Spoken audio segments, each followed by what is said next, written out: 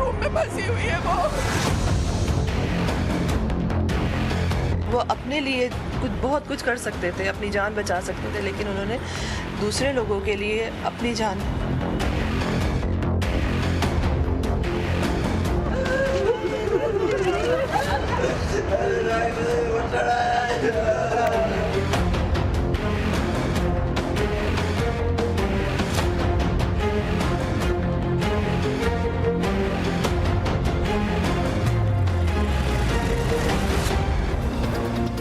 अस्सलाम वालेकुम। आज के प्रोग्राम में हम दो टॉपिक्स डिस्कस करेंगे। एक तो सत्ताज अजीज़ साहब का हार्ट ऑफ एशिया कॉन्फ्रेंस में शिरकत और वहाँ पर मोदी और अशरफ गनी ने जिस तरह का रद्द-ए-अमल दिया। ये दूसरा ऐसा मौका है, एक मोदी की इनॉग्रेशन के वक्त प्राइम मिनिस्टर ने एक अच्छा जेस्चर का मुज़ाहरा किया था और उनकी इनॉग्रेशन में शिरकत के लिए गए थे, लेकिन वहाँ से रद्द-ए-अमल काफ़ी नेगेटिव था और जॉइंट प्रेस टेक होना भी चाहिए था क्योंकि उस तकरीब में सबसे बड़े मेहमान वज़ीर-ए-आज़म पाकिस्तान ही थे। उस तरह का देखने में नहीं आया। दरमियान में एक बैड एपिसोड ऊफा वाला जॉइंट डिक्लेरेशन था जिसमें हमारा अच्छा होमवर्क नहीं था, उसकी हमें सज़ा मिली। थर्ड ये इवेंट है जिसमें हमें दोबारा से एक एम्बेरसमेंट का सामना करना पड़ा और अशरफ गनी उन्होंने वो लहजा और वो ज़ुबान इस्तेमाल की जो मोदी करते आए हैं। और अशरफ गनी के मुंह से ये बातें बहुत बुरी इसलिए लगती हैं कि 40 साल से कोई 3 to 4 मिलियन या 5 मिलियन अफ़गान महाजरीन पाकिस्तानी सरजमीन पर मुकीम है। जो अफ़गान जहाद हुआ जिसमें सोवियत यूनियन के ख़िलाफ़ बरसरे पेकार हुई अफ़गान कौम, उसके लिए पाकिस्तान ने जो कोशिशें की जिसके नतीजे में यहाँ क्लाशनकोव कल्चर और ये ड्रग्स वगैरह सारी आनी शुरू हुई, उससे लेकर आज तक कोई ऐसा मौका नहीं होगा कि पाकिस्तान पीछे हटाओ। लेकिन उनका लबो लहजा ये था कि अपने $500 मिलियन भी पास रखें, ये काम भी करें, वो काम भी करें। जो इम्प्लिकेशंस हैं वहाँ, जो ग्राउंड रियलिटीज़ हैं, उससे नज़रें चुराकर इल्ज़ाम तराशी सिर्फ पाकिस्तान के लिए की गई। दूसरा हमारा टॉपिक होगा जो कल सुबह सुप्रीम कोर्ट के अंदर पनामा केस की दोबारा से शुरुआत होगी। पनामा पेपर्स के हवाले से हुसैन नवाज़ ने आज सुप्रीम कोर्ट के अंदर कुछ डॉक्यूमेंट्स जमा करवाए हैं और हमने हुसैन से बात भी की है। उसकी तफसील भी आपको प्रोग्राम में आगे चल के बताएंगे। कौन सा अपार्टमेंट कब ख़रीदा गया नीलसन और नेस्कॉल ने, उसकी तफसील भी आपके सामने रखेंगे। जो प्रोग्राम में आज हमारे साथ शरीक गुफ्तगू हो रहे हैं स्टूडियो से शफ़क़त महमूद साहब हैं पाकिस्तान तहरीक इंसाफ से, very warm welcome. Mohammad Zubair साहब हैं पाकिस्तान मुस्लिम लीग नवाज़ से, ज़ुबैर साहब खुश आमदीद। प्रोग्राम का आगाज़ हम करेंगे एक इवेंट से जो कराची में हुआ और बहुत अफसोसनाक वाक़या और बड़ा फ्रीक्वेंसी उसकी बढ़ गई है। आग लगती है और हमें समझ नहीं आती कि हमने उस आग को बुझाना कैसे है। कमिश्नर कराची इजाज़ खान हमारे साथ शामिल हो रहे हैं। इजाज़ साहब, आपको भी वेलकम करूंगा। ये फरमाइएगा कि क्या हुआ, कुछ आप बता दीजिए। आग पे काबू क्यों नहीं पाया गया? 12 लोग जानों से हाथ धो बैठे और 70 से ज़ायद ज़ख्मी। Thank you very much Nadeem साहब। पहले तो मैं आपको ये अपना क्लैरिफाई करूँगा कि आग पर तो विद इन एन आवर अपना काबू पा लिया गया था।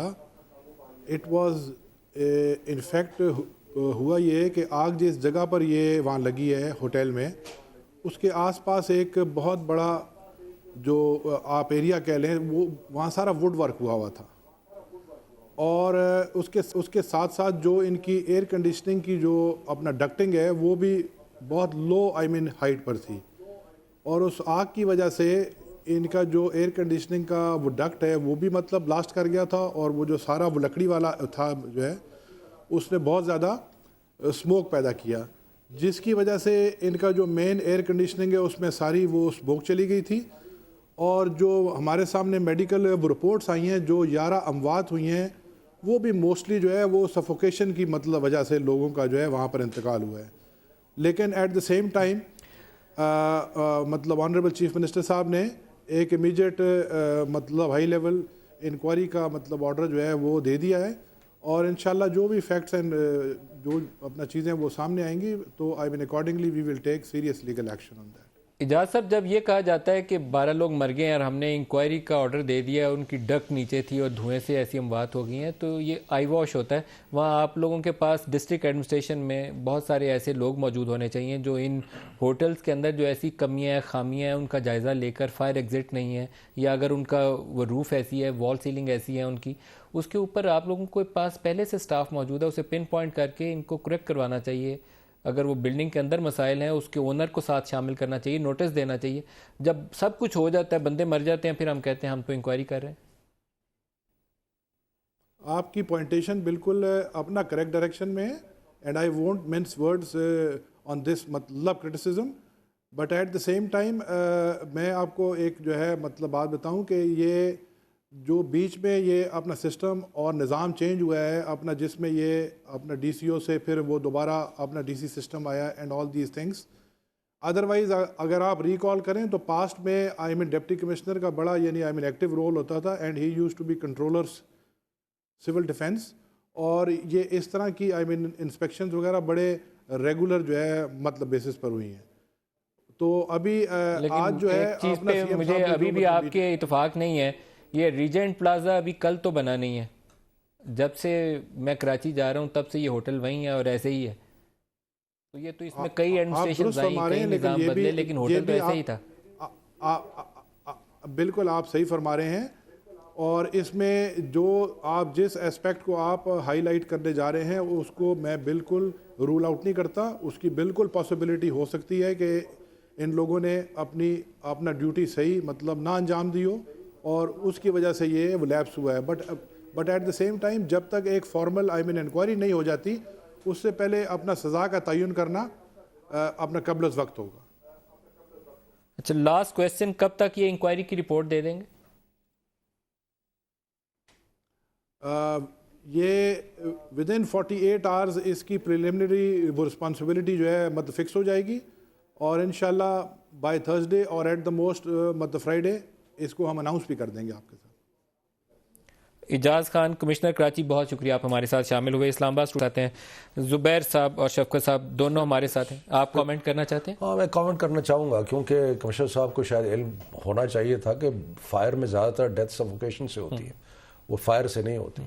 اور دوسری بات یہ ہے کہ یہ جو ہمارا ایک ریاست کی ایک جو زوال پذیر ہوئی ہے، یہ اس کی ایک شاخسانہ ہے کہ پہلے تو قوانین کمزور ہیں فائر کے بارے میں، باقی چیزوں کے بارے میں، پھر ان کی انفورسمنٹ ہے ہی نہیں، مطلب کوئی جاتا ہی نہیں ہے، کوئی دیکھتا ہی نہیں. بلڈنگ کنٹرول کا کوئی میکنزم ہی کوئی نہیں ہے. میں آپ کو بتا رہا ہوں، ساتھ ہی بلڈنگ تھی نا، مارگلا ٹاورز گر گئی تھی، آپ کو یاد ہے کیا ہوا تھا؟ نہیں، بلدیہ فائر آپ دیکھ رہے ہیں، یعنی کہ جو بھی ہم میں سے باہر رہا ہے یا دیکھا ہے، fire exits, fire systems, fire control, زیادہ لوگ ایک کمرے میں آ جائیں تو فائر مارشل آگے کہتے ہیں کہ جناب زیادہ لوگ آ گئے ہیں کمرے میں، ان کو آپ اس سے یہ فائر ہیزرڈ ہو گیا ہے.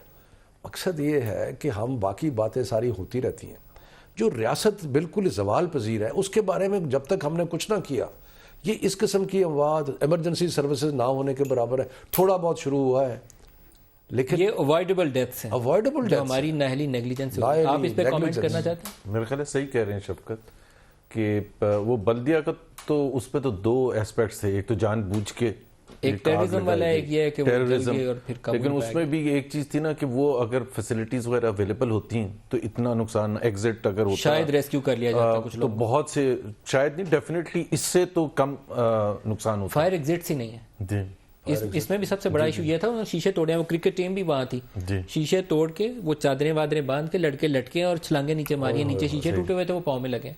اس طریقے سے ایگزٹس ہوئے. لیکن اپنے ٹاپک پہ واپس آ جائیں جی. انڈیا والا وزٹ کافی امبیرسن تھی، جو بھی پہلے جواب دینا چاہیے موسٹ ویلکم. میں صرف یہ گزارش کروں گا، مجھے بڑا افسوس ہوا ایکچولی، اس لیے کہ سردار عزیز صاحب ایک عمر رسیدہ بھی ہے، معزز بھی ہے، ان کا بڑا تجربہ ہے، کہ ان کو اس قسم کی خفت اٹھانا پڑی. پریس کانفرنس نہیں کرنے دے رہے، ڈنر پہ الگ ٹیبل پہ بٹھا دیا، وہاں پہ اسٹیج پہ کھڑے ہو کے تانے اور گالیوں کی حد تک آپ کو کر رہے ہیں. بڑا مجھے افسوس ہوا. اور ہماری جماعت یہ ضرور کہتی ہے کہ امن ہونا چاہیے خطے میں، لیکن آپ کی کچھ غیرت ہے، کچھ آپ کی عزت ہے کہ آپ ہر دفعہ جا کے وہاں سے جھاڑ کھا کے آ جاتے ہیں. کوئی شرافت کی بات ہے کہ آپ جاتے ہیں، بھئی پہلے چیزیں طے کریں کہ بھئی کیا ہوگا کیا نہیں ہوگا. یہ سارے سفارتی معاملات میں یہ ایسے ہوتا ہے کہ پہلے چیزیں طے ہوتی. آپ جاتے ہیں، آپ کو لفٹ نہیں کراتے، آپ کو بے عزت کرتے ہیں. مجھے بڑا ہی افسوس ہوا.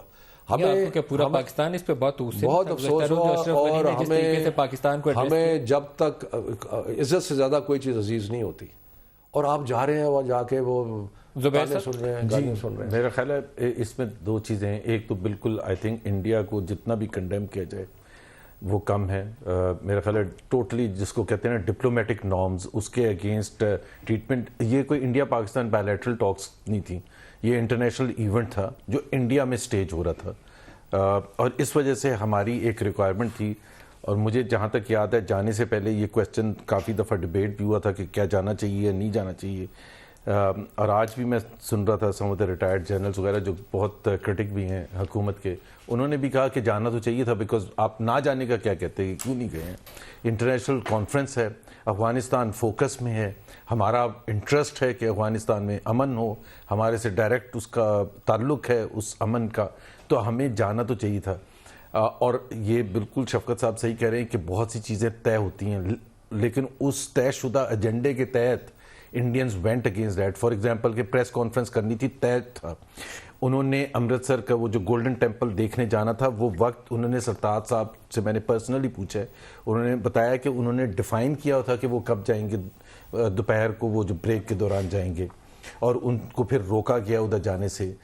Press conference is a norm, اور وہاں اس طرح سے کیا گیا کہ جی وہ چونکہ وہ تو انڈرسٹینڈیبل تھا کہ جہاں کانفرنس ہو رہی تھی وہاں انہوں نے کہا پریس کانفرنس آپ نہیں کر سکیں گے because of the security situation, تو جو دوسرا ہوٹل ہے اس میں جا کے اب کریں گے. بالکل صحیح ہے, ٹھیک ہے. زبیر صاحب میں آپ کو ایک مثال دوں, جب انوگریشن پہ پرائم منسٹر تشریف لے کر گئے تھے تو میں نے آپ ہی کی حکومت سے بہت سارے لوگوں سے کہا کہ اس سے نان پیپرز ایکسچینج کر لیتے ہیں, پروٹوکول وغیرہ کیا ہوگا, جوائنٹ کمیونیکیٹ کرنا ہے کہ نہیں, آپ کو کر کے جانا چاہیے تھا.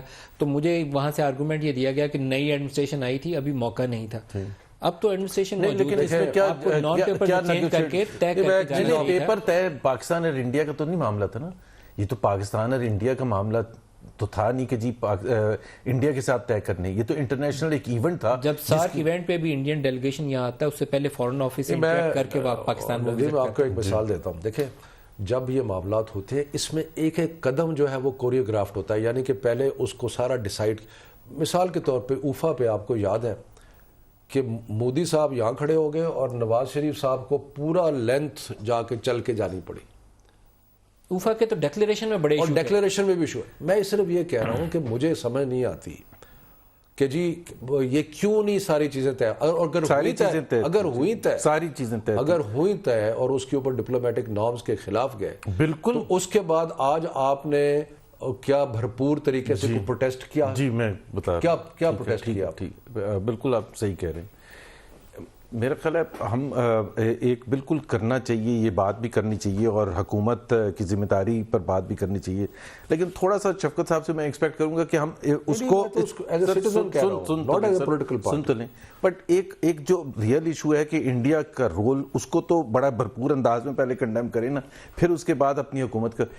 سرتاج عزیز صاحب نے آج کل پریس کانفرنس کی تھی, آج 3 ٹیلی ویژن نیٹ ورکس کو وہ کیا ہے, اور انڈینز کے ساتھ ہم تمام ڈپلومیٹک ایریاز میں جو آپ ریکویسٹ کر رہے ہیں بالکل ہم اس کو بھرپور انداز میں کر رہے ہیں کہ انڈینز کے ساتھ اس کو اور انٹرنیشنل سطح پر اٹھانے کی ضرورت ہے. بیکاز ہم تو یہ کہہ رہے ہیں کہ یہ ایک انٹرنیشنل ایونٹ تھا اور پاکستان کو انوائٹ کیا گیا تھا وہاں, اور انسپائٹ آف دی فیکٹ کہ انڈیا اور پاکستان کے ریلیشن شپ میں اس وقت تناؤ ہے اور نارمل حالات میں کوئی بھی قابل مذمت ہے, بٹ قابل مذمت چیز ہوتی ہے ڈیمارش. جی وہ دیا, لیکن وہ بالکل ہاں وہ دے رہے, ڈیمارش دیا, جی دے رہے ہیں. اچھا, صہیب مقصود کرکٹر ہیں پاکستان کے اس وقت ہمارے ساتھ. یہ جو کراچی ہوٹل میں جو آگ لگی اس کے اندر نہ صرف یہ کرکٹرز خود وہاں تھے, انہوں نے خود بھی جانیں بچانی تھی, انہوں نے ہیلپ بھی کیا بہت ساری فیملیز کو ریسکیو کرنے کے لیے. صہیب السلام علیکم. وعلیکم السلام. صہیب یہ بتائیے گا کہ کیا ہوا, آپ کس فلور پر تھے جب آگ لگی؟ سر ہم لوگ تھے 4تھے فلور پہ, تو کوئی دوپہر کے رات کے 3:30 بجے سے صبح کا ٹائم تھا, تو ہم لوگ کی آنکھ کھلی تو میں ایسا لگ رہا تھا جیسے کوئی شارٹ وائرنگ ہوتی ہے نا, تو اسمیل آ رہی تھی. تو ہم میرا روم میٹ تھا, اس کی آنکھ کھلی, اس نے مجھے اٹھایا تو ہم نے دیکھا کہ شیشے سے باہر نا تو 1st فلور اور گراؤنڈ فلور تک آگ بھڑک رہی تھی فل. تو ہم لوگ پینک ہوئے, ڈر کے ہم باہر نکلے تو باہر اتنا زیادہ دھواں تھا کہ ہم لوگوں نے کہا ہم ایگزٹ کی طرف بھاگتے ہیں نا, تو ایگزٹ کی طرف بھاگے ہیں تو وہاں پہ دھواں اتنا تھا کہ ہم 6 سے 7 قدم گئے تو ہمارا سانس اکھڑنے لگ گیا. تو اتنے میں پھر ہم واپس آ گئے. بڑا بہت یعنی کہ ہم لوگ بہت پینک ہوئے تھے سارے, پورے ہوٹل میں شور مچا ہوا تھا. مجھے پتا چلا کہ آپ نے جو خود اپنے ساتھیوں کے ساتھ بھی مدد کی ہے ان کو ریسکیو کرنے کے لیے, اور کچھ وہاں جو فیملیز تھیں ان کو بھی ہیلپ آؤٹ کیا ہے. کیسے نکلے وہاں سے پھر باہر؟ جی سر، وہ ہوا یہ تھا کہ ہمارے ساتھ والے روم میں ایک فیملی تھی جن کے ساتھ 2 چھوٹی بچیاں تھیں 6 سال کی. تو جب ایسا پینک کا شور مچا ہے تو ہم لوگ بتایا جیسے ہم باہر بھاگ گئے تو پھر ہم دوبارہ روم میں آئے ہیں تو ہم لوگوں کو سانس نہیں آ رہا تھا. تو باہر ہمیں نا بچوں کی چلانے کی آواز آ رہی تھی. تو میرا روم میٹ تھا جو صدیف لڑکا، اس نے بولا کہ بچوں کی چیخنے کی آواز آ رہی ہے. تو ہم نے دروازہ کھولا، ہمیں نظر کوئی نہیں آ رہا تھا تو ہم نے موبائل کی لائٹ آن کی. 2 چھوٹے بچے تھے 6 سال کے ہوں گے. ایکچولی وہ پینک ہو کے جب روم سے نکلے نا اپنے، تو روم لاک ہو گیا. اور روم لاک ہو گیا تو ان کے پیرنٹس بھی ساتھ تھے، وہ چیخ مار رہے تھے کیونکہ جو گیلری تھی وہاں پہ بالکل 1 منٹ بھی سانس لینا مشکل تھا کہ آپ ہارڈلی اگر 1 منٹ بھی ادھر کھڑے ہوں تو آپ سروائیو نہیں کر سکتے. تو ہم نے ان کو اندر بلایا اور ہم نے پھر اپنے جو روم شیشے وغیرہ تھے وہ توڑے کہ کسی طرح آکسیجن اندر آئے. اور پھر ہم نے 20 سے 25 منٹ بہت مشکل سروائیو کیا. بچوں کو ہم نے اٹھایا کہ ان کو کھڑکی سے باہر ان کا منہ کیا کہ تاکہ ان کو سانس آئے، کیونکہ ہم لوگ تو پھر بھی برداشت کر پا رہے تھے، وہ بچوں کو سانس نہیں آ رہا تھا. تو پھر لیکن لکیلی ہمارے یہ ہو گیا کہ ہمارا ایک ٹیم میٹ کا روم ایسی سائڈ پہ تھا کہ جس کا جو کھڑکی تھی وہ روڈ کی سائڈ پہ تھی، تو وہاں دھواں کم تھا. تو پھر ہم نے بچوں کو اٹھایا، ان کے پیرنٹس بھی جو بزرگ تھے ساتھ ان کو بھی لے کر ہم لوگ بھاگے. حالانکہ کچھ نظر نہیں آ رہا تھا اس روم کی طرف، کیونکہ ہمارے پاس اور آپشن نہیں تھا کہ اگر ہم اس روم میں پہنچ سکتے تھے تبھی سروائیو کر سکتے تھے. تو ہم نے چانس لیا. جو کمرے کے شیشے ویشے تھے وہ آپ نے کوئی چیئرز وغیرہ یا اس طرح کی چیزیں مار کے شیشوں کو توڑا تو پھر آپ کو وہاں سے آکسیجن ملی، ادروائز سفوکیٹنگ تھا؟ نہیں، ادروائز سر میں گارنٹی دے سکتا ہوں کہ آپ 4 سے 5 منٹ بھی اس روم میں سروائیو نہیں کر سکتے تھے. ایون دو ہم نے شیشے توڑ بھی دیے تھے تب بھی ابھی تک ہمیں ایسا ہو رہا ہے کہ ہمیں پراپر سانس نہیں آ رہا. اس کی وجہ سے وہ جو تصویریں ہم دیکھ رہے تھے، آپ کے کچھ ساتھی جو کرکٹرز ہیں، مجھے آپ کا پتہ نہیں ہے، ان کے پاؤں پہ پٹیاں بنی ہوئی ہیں، یہ کیا ہے؟ کچھ جمپ کرنے سے لگا ہے یا شیشے لگ گئے ہیں، کیا ہوا؟ جی سر، ہاں ایکچولی ہمارے ساتھ 2 لڑکے 2nd فلور پہ تھے. جیسے میں نے بتایا نا، جو آگ کی گراؤنڈ 1st اور 2nd تک پہنچ گئی تھی. ہمارے پاس آپشن تھا کہ ہم لوگ کوئی ایسی جگہ ڈھونڈتے اوپر جا کے جہاں پہ ہمیں صرف سانس آ جاتا تو ہم لوگ ویٹ کر سکتے، کیونکہ نیچے فائر بریگیڈ جو تھا وہ آگ کو کنٹرول کر رہا تھا. وہ جو 2nd فلور پہ تھے ان کے پاس چونکہ ایسی پینک سچویشن تھی، ان کو آپشن نہیں آیا کیونکہ آگ ان کے تک پہنچ گئی تھی. تو ان کو جمپ کرنا پڑا 2nd فلور سے 1st فلور کی طرف. تو اس میں ہمارا ایک پلیئر یاسین مرتضیٰ، اس نے جمپ کیا. 2 لڑکوں نے جمپ کیا تھا، ایک کو کچھ نہیں ہوا، ہلکی خراشیاں آئی. جس نے بھی جمپ کیا سر، کیونکہ ساری بلڈنگ کے شیشے ٹوٹے ہوئے تھے، ہر کسی کے کہیں نہ کہیں شیشہ لگا ہے، میرے بھی لگا ہے، ہر بندے کی شیشہ لگا ہے. آپ نے بھی جمپ کیا ہے؟ جی سر، 1 فلور ہم نے بھی جمپ کیا تھا. صہیب، بیسٹ آف لک، اللہ تعالیٰ آپ کو جلدی شفا یاب کرے. اور آپ نے اچھا کام کیا، باقی لوگوں کو بھی وہاں مدد کی، تو میرے خیال میں اچھا جذبہ ہے جسے سراہا جانا چاہیے. ایک بریک لے لیں، بریک کے بعد دوبارہ حاضر ہوتے ہیں. ہمارے ساتھ رہیے.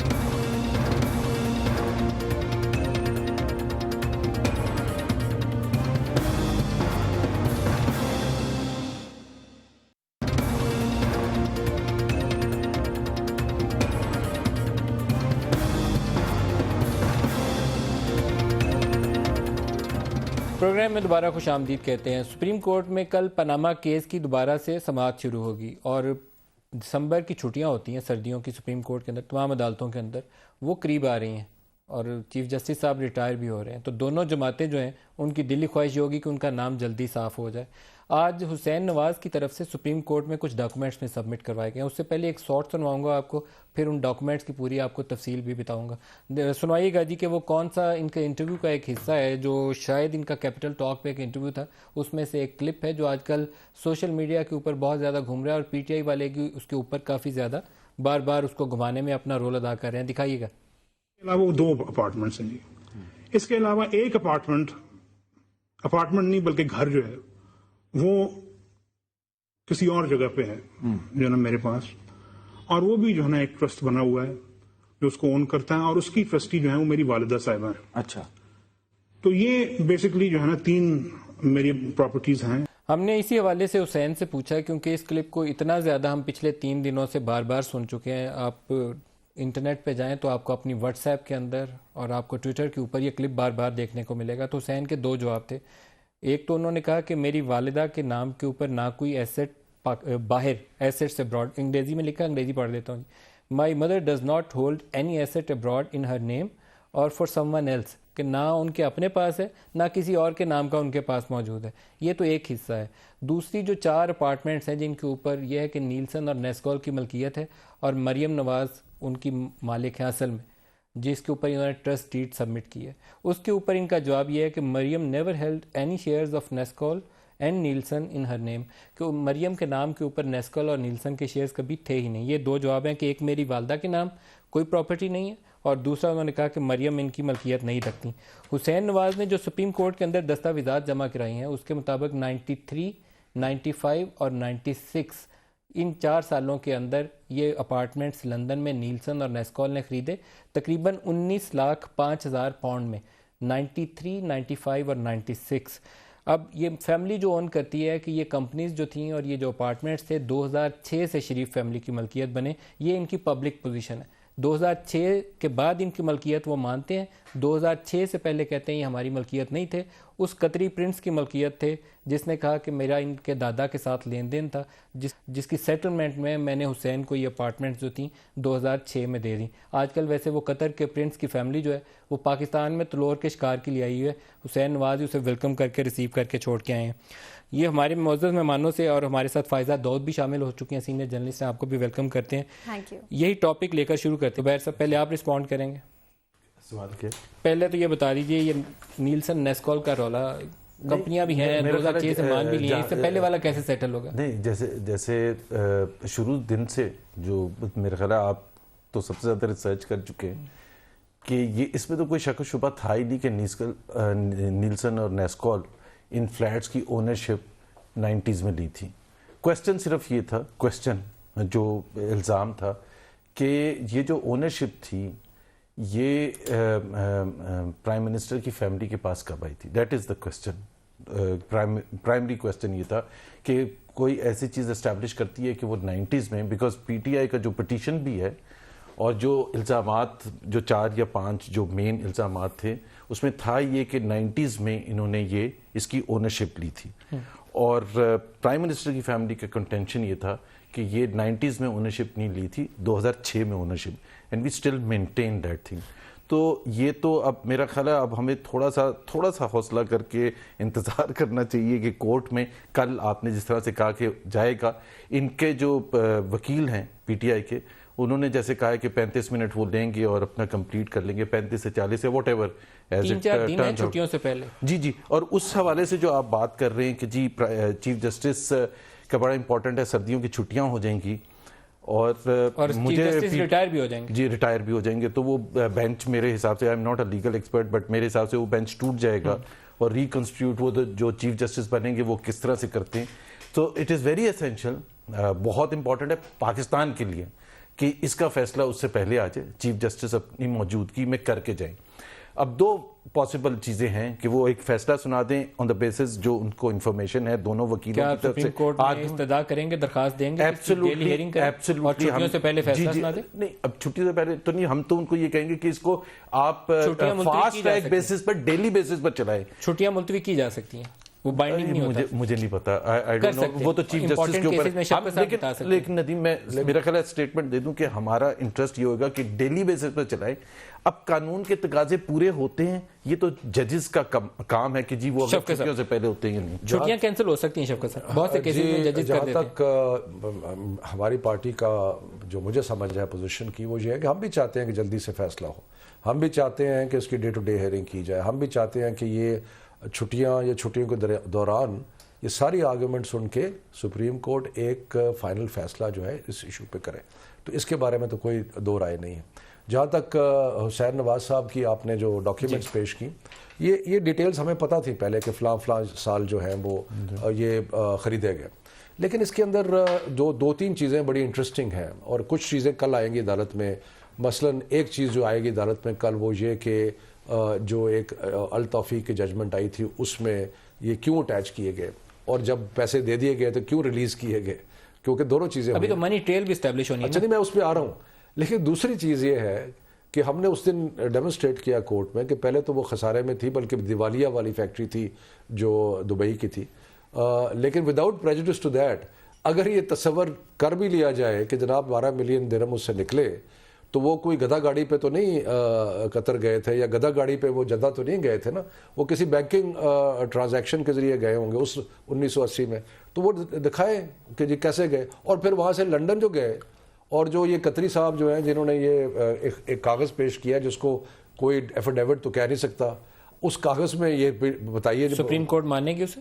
نہیں, میرا تو خیال ہے کہ اس کے اندر انلیس کہ وہ قطری صاحب جو آج کل تلور مارتے پھر رہے ہیں, وہ اگر وہاں پہ پہنچ جاتے ہیں اور ان کو کراس ایگزامینیشن ہوتا ہے اور وہ کھڑے ہوتے ہیں اسٹیٹمنٹ میں, پھر تو ٹھیک ہے, ان کی فیملی ہے ابھی وہ خود ہی ادروائز تو ان کو کوئی ہے ہی نہیں. اور ایک منٹ ختم کر لوں. اور مقصد یہ ہے کہ یہ اتنے زیادہ تضادات انہوں نے خود پیدا کر دیے کہ قطری کی جو اسٹیٹمنٹ ہے وہ نواز شریف صاحب کی جو مے 16 کی تقریر ہے اس کی کمپلیٹ نفی کرتی ہے. تو اس لیے میرا خیال ہے کہ نہ منی ٹریل ہے نہ کچھ ہے, اور یہ جو انفارمیشن ہے یہ کوئی نئی انفارمیشن نہیں, صرف شاید اماؤنٹ آف منی جو انوالوڈ ہے وہ انہوں نے کیونکہ خود دیے تھے, ان کو پتا تھا, انہوں نے نکلوا کے. یہ لندن لینڈ رجسٹری کا ریکارڈ ہے اس زمانے میں, جس زمانے میں میں صرف یہ کہہ دوں, ایک تو میں نے جس طرح سے کہا کہ آئی تھنک کل جب ہمارے لائر آرگومنٹ دیں گے تو I don't know whether I should say کہ they would be pleasantly surprised کہ ہمارے پاس ہر چیز کا جواب ہے, اور اسی وجہ سے میں کہہ رہا ہوں کہ تھوڑا سا انتظار کرنے میں تو کوئی حرج نہیں ہے. اور دوسری بات یہ ہے کہ یہ کنٹینشن ان کا رہا ہے 7 مہینے ٹاک شوز پہ, ہمارا اپنا کنٹینشن رہا ہے. موسٹ امپورٹنٹ چیز یہ ہے کہ ہم یہ سپریم کورٹ کے ججز پر چھوڑ دیں کہ وہ کیا مانیں گے اور کیا نہیں مانیں گے, because that's extremely important and sensitive. اور ہمیں کمٹ کیا کرنا چاہیے, کمٹ یہ کرنا چاہیے کہ جو بھی سپریم کورٹ کا فیصلہ آئے گا ہم اس کو without ifs and buts accept کریں. اچھا, وہ تو فائدہ میں ابھی کمٹمنٹ کر دیتا ہوں, وداؤٹ جو ifs بھی and سپریم buts. کورٹ کا فیصلہ آئے گا اس کو ہم قبول کریں. نہیں, وداؤٹ ifs and buts. لیکن ایک چیز میں اس کے ساتھ ساتھ کہہ دوں کہ اگر میں یہ کہتا ہوں کہ یہ مکان میرا ہے تو یہ میرے پہ انکمبنٹ ہے کہ میں بتاؤں کہ میرے پاس تقاضے پورے کرنے فائدہ کو بھی شامل کر لیں. فائدہ اس کے اوپر بہت سے تضادات ہمارے سامنے ہیں. پرائم منسٹر کے اپنے بیانات, حسین نواز کے, مریم کے انٹرویوز, وہ اس سٹیٹمنٹ سے نہیں ملتے جو سپریم کورٹ میں جمع ہوئی. اب اس کے اوپر کیا آپ کو نظر آتا ہے, کیسے کیس آگے بڑھے گا؟ ندیم ملک صاحب, آپ کے پاس ظاہر ہے you have both the stake holders over here, تو میرے سے زیادہ تو یہ آپ کو اپنی پارٹیز کے موقف دے رہے ہیں. As a journalist, as an independent observer, as a Pakistani, Dubai based ہوں میں, کام اپنا صحافت کا وہاں سے بھی کرتی ہوں, لیکن یہ پہلی دفعہ ہے کہ جو سٹنگ پرائم منسٹر ہیں پاکستان کے, he has been summoned by the highest court in Pakistan, جو سب سے اعلیٰ عدلیہ ہے, اور ان کے احتساب کے لیے. ابھی سمن نہیں کیا, کر لیں شاید, مطلب کہ ان کا احتساب ہو رہا ہے, یہ ان کو نہیں سمن کیا گیا لیکن ان کا احتساب ہو رہا ہے. آئی ریکٹیفائی دیٹ. تو یہ پہلی مرتبہ ہے, تو یہاں تو تاریخ رقم ہو رہی ہے, ٹھیک ہے, ہسٹری ان دا میکنگ. دوسری طرف یہ جو تمام تر بیانات ہیں, سب جوڈس میں نہیں جانا چاہوں گی, لیکن تضادات بہرحال ظاہر ہیں. 30 نومبر کی ہیئرنگ جب میں نے سنی تو اس میں انہوں نے کویشچن ضرور کیا کہ یہ جو قطری شہزادے کا خط ہے اس میں منی ٹریل مسنگ ہے. دوسری طرف انہوں نے پی ٹی آئی کو بھی یہ کہا کہ جتنی ڈاکیومنٹری ایویڈنس آپ دے رہے ہیں یہ اٹیسٹڈ نہیں ہے, دس از آل گوگلڈ اینڈ انٹرنیٹ ایویڈنس. اب پی ٹی آئی کہتی ہے یہ اونرز گورنمنٹ پر ہے, اور گورنمنٹ جو ہے ظاہر ہے جب پلیڈ کریں گے گورنمنٹ یا پاکستان مسلم لیگ نواز پہ, ٹھیک ہے, specifically Nawaz Sharif to be documents کی تصدیق. ویسے میں ایک چیز بتاؤں آپ کو, کوئی انڈیویجول اس کی کرا ہی نہیں سکتا سوائے اسٹیٹ آف پاکستان کے. پی ایم ایل این بھی جائے گی تو نہیں کروا سکتی. اس کی ریزن یہ ہے کہ آپ برٹش ورجن آئی لینڈ جائیں گے تو وہ گورنمنٹ ٹو گورنمنٹ تو ڈیل کریں گے, وہ زبیر عمر جائیں گے یا شفقت صاحب جائیں گے یا آپ اور میں جائیں گے تو ہمیں نہیں جواب دیں گے. یہ سیٹلڈ رول ہے. گورنمنٹ آف پاکستان کر سکتی ہے, سپریم کورٹ اٹارنی جنرل کو آرڈر کر سکتی ہے, یہ انڈیویجول نہیں کرا سکتے. یہ سیٹلڈ ہے, کوشش کر کے بھی دیکھ لیں, نہیں ہوگا. کل کا کافی انٹرسٹنگ ہوگا. بٹ فائزہ کو میں کریکٹ کر دوں کہ فرسٹ ٹائم نہیں ہے, یوسف رضا گیلانی کی تو چھٹی کی تھی, وہ ڈفرنٹ, یہ جو بھی ہے کورٹ نے تو بلایا تھا نا, واٹ ایور. پارٹی والے کہتے ہیں کہ آپ تاریخ کا وہ حصہ. پہلی دفعہ ایک پرائم منسٹر کو کرپشن کے لیے کورٹ میں وہ پریزیڈنٹ انشاءاللہ تعالیٰ کلیئر بھی پہلی دفعہ کرے خط لکھنے کا جس پہ کنٹمپٹ پہ سزا ہوئی تھی, وہ ان کا اپنا احتساب نہیں تھا. یہ ڈفرینٹ اس لیے ہے. جی پلیز کنٹینیو. تو آپ یو اے ای سے آئی ہیں تو وہاں گلف اسٹیل مل کی کہانی, ہمیں تو وہ کہانی سنائیں, وہ کدھر گئی مل؟ جی وہ سب تو تب تمام تر جو یہاں پہ میرے خیال سے اس سے زیادہ جو ہے وہ اللہ علی والے انہوں نے خرید لی, کہاں لے گئے, وہ ڈبوں میں بند کر دی, پیک کر کے مل ہی غائب ہو گیا. اب مل نہیں ہے وہاں پہ, وہ نہیں. اور یہ دیکھیے وہاں پہ میں آپ کو پاکستانیوں کے بارے میں بتاتی ہوں کہ انٹرسٹ بہت ہے اس میں, اس کیس میں, اور اس کے بہت انٹرسٹنگ پہلو ہے. سب سے پہلے یہ ہے کہ یہ بہت امپورٹنٹ سماعت ہے, اور ایک جنرل کنسنسس ہے کہ کہیں نہ کہیں منی لانڈرنگ ہوئی ہے, کہیں نہ کہیں کرپشن ہوئی ہے. हुई है। ये जनरल कंसेंसस, मैं आम आदमी की बात बता रही हूँ, मजदूर है, टैक्सी ड्राइवर है, आपका गार्डनर है। अब आपको इंटरव्यू बिल्कुल नहीं देना, ये बात तय कर लिया उन्होंने। मैं दे चुका हूँ अनफॉर्चुनेटली। अच्छा, ये जनरल कंसेंसस है। दूसरी तरफ इसका एक इंटरेस्टिंग पहलू ये है कि हुई है लेकिन इसका निकलना कुछ नहीं है।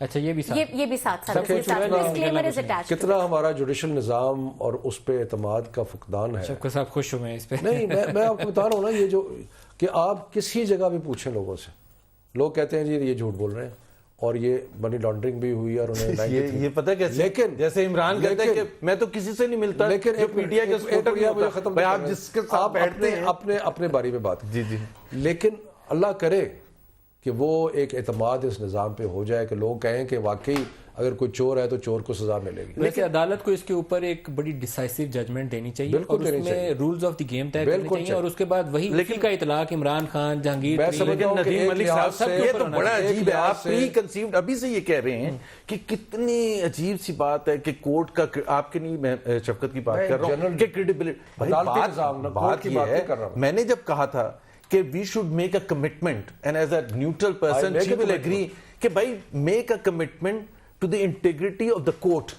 अब हम ये कह रहे हैं अभी से कि जी अगर फैसला प्राइम मिनिस्टर के फेवर में जाएगा तो वो फिर उसकी क्रेडिबिलिटी वो होगी। नहीं, मैं बिल्कुल ये नहीं कह रहा, मैं इसको दोबारा रिपीट करता हूँ, हमें मुकम्मल एतमाद है। मैं ओवरऑल अदालती निजाम की बात कर रहा हूँ। एक ब्रेक ले लेंगे, उसको परसेप्शन हमें ठीक करनी होगी ना हमारा।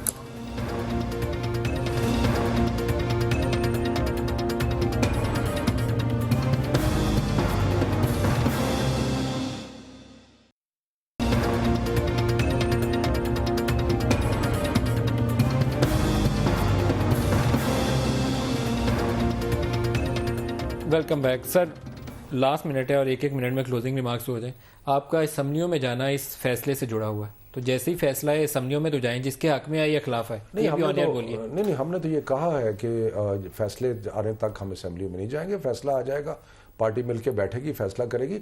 लेकिन मैं आपको ये कहूँ कि ये फैसला जितनी जल्दी आए उतना ही अच्छा है। 7 माह इन्होंने ड्रैग किया और TORs बनने नहीं दिया जुडिशल कमीशन। ये तो हमारी हिम्मत थी और जदोजहद थी जिसकी वजह से कोर्ट में आया ये, और अब ये बेहतर है कि ये इसका फैसला हो जाए और नजर आ जाए, लोगों को नजर आ रहा है ऑलरेडी लोगों को। क्वेश्चन है मेरा इंपॉर्टेंट इसी सिलसिले में, क्योंकि ये एग्री करेंगे कि ये जज ये भी कोर्ट फैसला कर सकता है कि कमीशन सेटअप करें, तो अगर वो फैसला करेंगे तो फिर आप जाएंगे? देखें, बात ये है बिकॉज दैट्स वेरी रेलेवेंट। हमारे ख्याल के मुताबिक जितनी एविडेंस इन्होंने देनी थी वो आ गई, जितनी एविडेंस मेरी बात सुन रहे हैं, आंसर कुछ और, जितनी एविडेंस हमने देनी थी वो आ गई है। कोर्ट को आर्गुमेंट सुन के फैसला सुना देना चाहिए। मेरा क्वेश्चन बड़ा सिंपल है, अगर कमीशन होगा तो आप डायरेक्टली आप कमीशन बनवाना चाहते हैं? नहीं, मैं तो पूछ रहा भाई, कोर्ट ने कहा है, कोर्ट ने कहा है कि we will try our best. इनकी ख्वाहिश बताऊं क्या है? इनकी ख्वाहिश ये है कि खींचो, लंबा करो। लंबा खींचने में उनको ज्यादा दे विल लूज। ये जो बात कर रहे हैं, फायदा से पूछ रहे हैं, एक जो आजकल बड़ा पॉपुलर है इस्लामाबाद में, वो कहते हैं कि जिसको टैक्स का नोटिस आए उसको अरब वर्ड से किसी प्रिंस का या किसी अंकल टॉम का लेटर ला के दे देना चाहिए, टैक्स देने की बिल्कुल फिक्र नहीं करनी चाहिए। तो ये जो खत है कतर के प्रिंस का, ये क्या अच्छी मिसाल बनने जा रहा है पाकिस्तान में? नहीं, बिल्कुल नहीं। और ये पॉइंट आउट किया था जस्टिस अजमत सईद साहब ने भी, उन्होंने कहा था कि ये स्टैंप है और स्टैंप के ऊपर सिर्फ सिग्नेचर है। उस लेटर को भी थोड़ा सा उन्होंने जो डाइसेक्ट वहां पर किया नईम बुखारी साहब, तो वैसे ही ना, I recall, I understand, I was informed, वो तो मजे का खाता है जी। उन्होंने कहा कि इसमें बहुत जो है एम्बिग्विटी है, ये वेग है, और ये कहीं पर भी एक official document in the sense ये नहीं है कि एज अ प्रूफ। क्या ऐसे खत की बुनियाद के ऊपर टैक्स जो आपकी लायबिलिटी है उसकी माफी मिलनी चाहिए? लीगली पाकिस्तान को इजाजत मिल जाए कि अंकल टॉम का खत लाएं और माफी लें? लेकिन लीगली तो मेरे ख्याल से बहुत मुश्किल है। आई डोंट थिंक लीगली अगर ये क्वेश्चन आप कहे तो बिल्कुल नहीं मिलनी चाहिए, नहीं मिलनी चाहिए बिल्कुल। और लेकिन मैं उसके मेरा साथ सीरियस कंसर्न है, आजकल आपने प्रॉपर्टी आप सवाल पूछते हैं मुझे जवाब तो देने दें। एमनेस्टी वालों को देना ही चाहिए पैसा। खबरनामे में अपना मुझे सिर्फ हेडलाइन ये चला देंगे, मेरी पूरी बात करने बिल्कुल नहीं मिलनी चाहिए। लेकिन हम ये बात कर रहे हैं जब इनकम टैक्स के जो पाकिस्तान के कानून है ना, उसके हिसाब से तो 5 साल से ऊपर आप पूछ ही नहीं सकते। कानून के हिसाब से अगर आप जा रहे हैं, आप पूछ रहे हैं 40 साल पुराना एक किस्सा।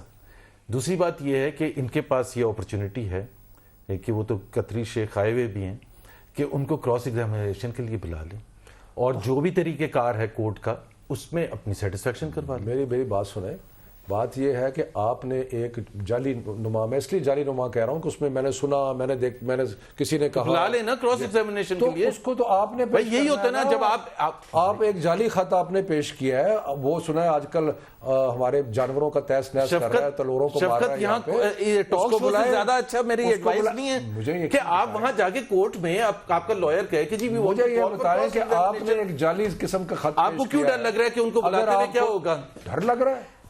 جو بندہ کہتا ہے کہ میرے باپ کا اور میرے بھائی کا جھوٹ کے اوپر میرے پاس پروگرام کا وقت ختم ہو گیا، یا ایبرپٹلی کٹ کرنا پڑے گا. شفقت محمود صاحب، محمد زبیر صاحب، فائزہ داؤد، آپ سب کا بہت شکریہ آپ ہمارے ساتھ رہے. آج کے لیے اتنا ہی، اجازت دیجیے. خدا حافظ.